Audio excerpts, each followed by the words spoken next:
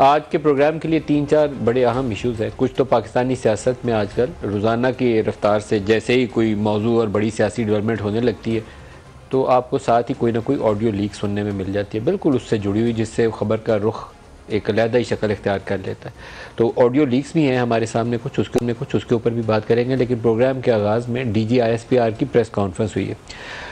फ़ौज ने कुछ अरसे से एक पोजीशन इख्तियार की है जिसमें वो कहते हैं कि हम सियासत से दूर हो चुके हैं, लेकिन अमली तौर पर कितना सियासत से दूर हुए हैं इसके ऊपर सब एक की अपनी राय है। लेकिन यकीन ये है कि फ़ौज वाक़तन सियासत से दूर हो गई है। एटलीस्ट अक्सरियत की राय में वो फ़ौज अपने आप को सियासत से मुकम्मल तौर पर ना 75 सालों में दूर कर पाई है और ना शायद आइंदा मुस्तकबिल करीब में कर पाए। पाकिस्तान की बका और सलामती है इसी में कि फ़ौज अपने उसी पेशा वराना माहौल जो उसका एटमॉस्फेयर है लॉ और कॉन्स्टिट्यूशन के अंदर, उसी तक अपने आप को महदूद कर ले और सियासी जोड़ तोड़ से हट जाए। कुछ ऐसे मामला हुए पाकिस्तान की 75 साल तारीख़ में कि वो हर हुकूमत के आने और जाने में फ़ौज का नाम कहीं ना कहीं सियासत के साथ जुड़ा रहा है, अदालती फ़ैसलों के साथ इनका नाम जुड़ा रहा है। किसी वज़ीर आज़म के बनने में या उसके अदालत के ज़रिए नाहल होने में, या 58-2 भी किसी ज़माने में सदर का इख्तियार होता था, उसके नतीजे में उसकी हुकूमत जाने के पीछे भी इस्टेब्लिशमेंट या फ़ौज का नाम जुड़ा होता था। 8-10 सालों में एक नई पाकिस्तान में वेव आई थी और वो ये वेव थी कि दो बड़ी सियासी जमातें, पाकिस्तान पीपल्स पार्टी और पाकिस्तान मुस्लिम लीग नवाज़, इन दोनों का भी माजी, दोनों जमातों का कहीं ना कहीं जाकर पीछे जाके देखें तो किसी फ़ौजी जनरल के साथ ही जुड़ा नज़र आता है। पीपल्स पार्टी में जुल्फ़िकार अली भुट्टो ख़ुद और नवाज़ शरीफ साहब तो जनरल ज़ियाउल हक़ के दौर के अंदर जिलानी साहब ने उनको मुंतखब किया था और पंजाब से उनके सियासी सफ़र का आगाज़ हुआ था। लेकिन इमरान खान की सियासत लाहौर वाले उस जलसे से ऐसी शुरू होती है कि बाकायदा उसको, वो कहते हैं ना, को गोद ले लिया पूरी जमात को ही उन्होंने, तो इस तरीके से उसको खड़ा किया पाकिस्तान तहरीक इंसाफ को। लाहौर का जलसा, कराची का जलसा, 2013 के इंतखाबात, और फिर वो कल्मिनेट करता है 2018 के इंतखाबात में। बहुत सारी मुशाबत है IGI की तश्कील में जो 88-90 के अंदर मोहतरमा को इक़्तिदार से दूर रखने के लिए बनाई गई, और बहुत ज़्यादा इमरान खान के राइज़ में और PMLN को इक़्तिदार से निकालने में या दूर करने में, दोनों चीज़ों में बहुत मुमासलत है। लेकिन इस पोलिटिकल इंजीनियरिंग का नुकसान ही होगा कि आज पाकिस्तान एक मुकम्मल इंतशार और पोलराइजेशन का शिकार है। इमरान खान इस वक्त हुकूमत के अंदर इंतहाई अनपॉपुलर थे, लेकिन एज अपोजिशन लीडर बहुत पॉपुलर है और उनका बयानिया फ़ौज को भी परेशान कर रहा है और PDM की जमातों को जो हुकूमत के अंदर बैठी हैं उनको भी परेशान कर रहा है। हुकूमत में रहते हुए वो सेम पेज की सियासत कर रहे थे, हर चीज़ में सेम पेज था, उनका वज़ीर भी सेम पेज से आता था, उनकी पॉलिसी भी सेम पेज से आती थी। कश्मीर में क्या कुछ हो रहा है बिहाइंड द सीन वो भी सेम पेज से होता था। अमेरिका में ट्रंप के साथ क्या तय किए थे वो भी सेम पेज था, हर चीज़ में सेम पेज था। लेकिन 27 मार्च को जब उन्होंने ख़त लहराया और उसके बाद 9 अप्रैल को जब उनकी असम्बलियाँ तोड़ी गई तो या उनके खिलाफ नो कॉन्फिडेंस हुआ, उसके बाद से जैसे ही वो सेम पेज फटता है तो उन्होंने उस वक्त के आर्मी चीफ को मीर जाफ़र और मीर सादक कहना शुरू कर दिया और यहीं से उनके वो जो सियासी अरूज है, वो पॉपुलैरिटी जो है उसका आगाज़ होता है।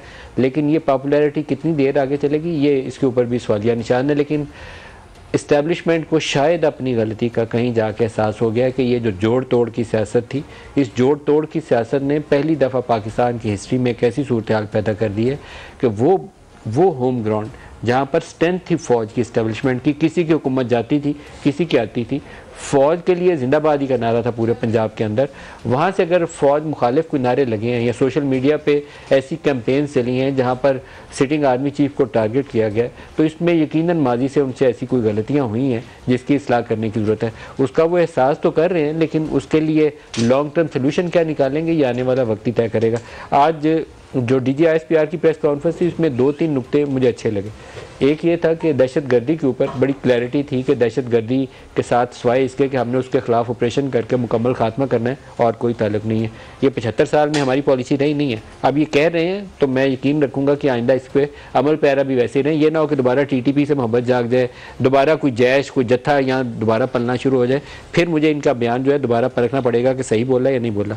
दूसरा हिस्सा उनका होल्ड बैक किया उन्होंने पॉलिटिकल स्टेटमेंट से, वो ऐसे बयान नहीं दिए जो माजी करीब में बेशतर DGISPR भी और आर्मी चीफ भी देते रहे वक्तन फ़वक्तन, जहाँ नज़र आता था कि वो पॉलिटिकल इंजीनियरिंग की तरफ माइल नज़र आते हैं।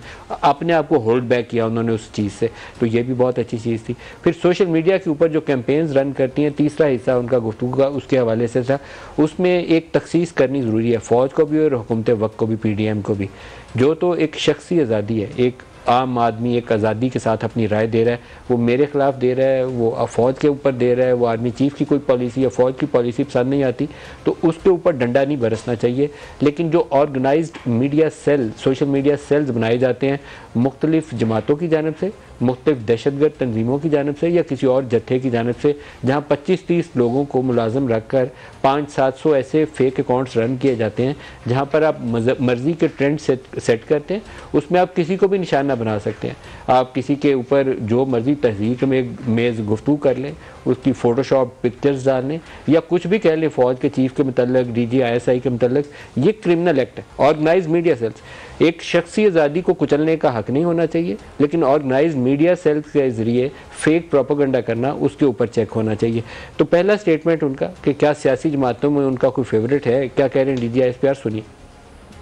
ये तमाम सियासी जमातें, तमाम सियासी लीडर काबिल मोहतरम है। ये किसी भी मुल्क में अगर उसकी फौज को किसी एक ख़ास सियासी सोच, किसी एक ख़ास नजरिए की हमायत या सरकोबी के लिए इस्तेमाल किया गया है तो उस मुल्क में सिर्फ इंतशार ही फैला है। ये एक हकीकत है। अफवाज पाकिस्तान का और जो भी हुकूमत पाकिस्तान होती है उसका आपस में एक गैर सियासी आइनी रिश्ता होता है और आइन के मुताबिक रहेगा। उस गैर सियासी रिश्ते को सियासी रंग देना मुनासिब बात नहीं। ये इनका कि इस तरीके से एक इंतशार फैलेगा, बिल्कुल सही और सच्चा बयान है, लेकिन इसके ऊपर अमल पैरा होना सबसे बड़ा चैलेंज है। ये जो बहुत सारे मैंने अभी सोशल मीडिया सेल्स का जिक्र किया जो ऑर्गेनाइज प्रोपेगेंडा करते हैं, इसके अंदर हमारी इस्टेब्लिशमेंट कसूरवार है। पिछले 4-5 सालों में ये उसका हिस्सादार थे, जहाँ पर ये सोशल मीडिया ट्रॉल्स को तरबियत दी जाती थी। ये जो यूट्यूबर्स जहादी हैं, 5th जनरेशन वॉरियर्स हैं हमारे, इसके अंदर इनको ट्रेन करने में, सियासी मुखालफिन को निशाना बनाने में, जर्नलिस्टों को, एंकर्स को निशाना बनाने में इन्होंने रोल अदा किया। तो तौबा भी करने की ज़रूरत है और आइंदा से इस्लाह भी करने की ज़रूरत है कि पाकिस्तान के मफाद के अलावा कोई और एजेंडा सामने नहीं रहना चाहिए। और सियासी जमातों में कोई पसंदीदा या नापसंदीदा है, उसके ऊपर इस्टेब्लिशमेंट का तो काम ही नहीं है कि कैंपेन्स रन करे और एजेंडा सेटिंग करे। दूसरा इशू कि क्या इन दरपेश जो चैलेंजेस हैं इसका हल क्या है, वो भी बताइएगा। दुश्वार चैलेंजेस जिनका दरपेश है इस मुल्क को, उसके लिए हमें चाहिए कि उनको नबर्द आज़मा होने के लिए चाहिए कि तमाम स्टेक होल्डर्स आपस में कौमी इत्तेफाक राय पैदा करें। अफवाज पाकिस्तान और कौम और मुल्क के ये मफाद में नहीं है कि अफवाज पाकिस्तान को सियासत के ऊपर के अंदर डाला जाए। जो अफवाज सियासत या कि एक मज़हब या एक ख़ास मसलक या एक फ़िरके की तरफ तवज्जो हो जाए, उसके ख़िलाफ़ हो जाए, तो वह इंतशार ही फैलते हैं। पॉलिटिकल डायलॉग सोल्यूशन है जिसकी तरफ वो कह रहे हैं और हम सब भी रोज़ कहते हैं कि पॉलिटिकल डायलॉग सोल्यूशन है, लेकिन सियासतदान इनिशिएटिव लेने की बजाय अभी भी फ़ौज की तरफ देख रहे हैं। ये सबसे ज़्यादा कमज़ोरी है हमारी पॉलिटिकल एलीट की, बड़ी सियासी जमातों के सरबराहान की, कि बजाय ये कि खुद से इंगेज करें, कमेटियाँ बनाएं, बातचीत करें, प्रपोजल्स टेबल पर रखें, वो छुप के रात के अंधेरे में चाहते हैं कि कोई एक जनरल आए, उनको साथ बिठाए और गारंटी कर दे कि ये तरीकाकार है, इससे आगे बढ़ जाएं। ये सबसे बड़ी कमज़ोरी खुद सियासतदानों की है, जिसकी वजह से वो अभी भी GHQ की तरफ देख रहे हैं। इलेक्शंस के लिए क्या फ़ौज मुहैया की जा सकती है? इलेक्शन के बारे में जो अफवाज पाकिस्तान की जो तैनाती होती है इन एड ऑफ सिविल, वो आर्टिकल 245 ऑफ आइन के तहत फेडरल गवर्नमेंट करती है। जो हमारा जो इस सिलसिले में इनपुट है, वो इनपुट जो सा है वो जो वजारत दफ़ा उस सिलसिले में अपना input election commission of Pakistan को और सुप्रीम कोर्ट को दे चुकी है, जो कि ज़मीनी हकायक पर मुबनी है, जो कि हकायक जो उनसे हैं मुतहरिक भी होते हैं, उसके मुबनी है, वो इनपुट जा चुका है। इक़्तिसादी बहरान के ऊपर भी एक सवाल हुआ।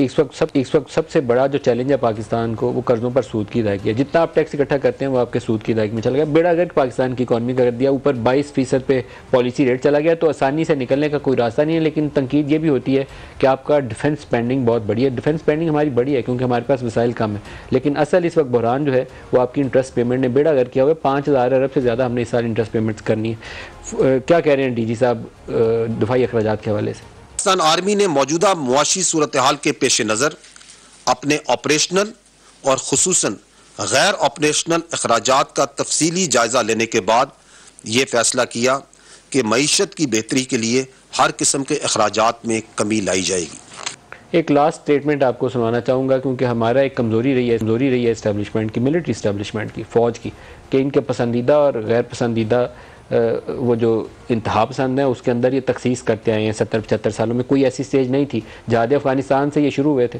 उसके बाद भी हम यही करते रहे। कभी हम कश्मीर फतह करने चले जाते थे इन ग्रुपों से, कभी अफ़गानिस्तान में जहाद करते थे इन ग्रुपों से। फिर 9/11 हो गया तो उस वक्त भी हमने पसंद और नापसंद कर ली कि ये दहशत वाला है, ये नहीं दहशत गर्द वाला, ये मुल्क के अंदर करता है, ये पाकिस्तान से बाहर करता है। दहशत गर्द सारे ही दहशत गर्द हैं। तो TTP के ऊपर भी एक उन्होंने पोजीशन ली है, और माजी की गलती जो इमरान खान की हुकूमत में दोहराई गई थी कि अफगानिस्तान से दोबारा उनके लिए दरवाज़ा खोला गया, जेलों के दरवाजे खोले गए, प्रेसिडेंशियल पार्डन से जिनको सजाएं हुई थी उनको रिहा किया गया, तो उसके ऊपर TTP के ऊपर क्या कह रहे हैं? इसके साथ जो मुज़ाकरात थे वो उस वक्त हुकूमत पाकिस्तान का फैसला था, इसका वो बरमला इज़हार भी कर चुके हैं।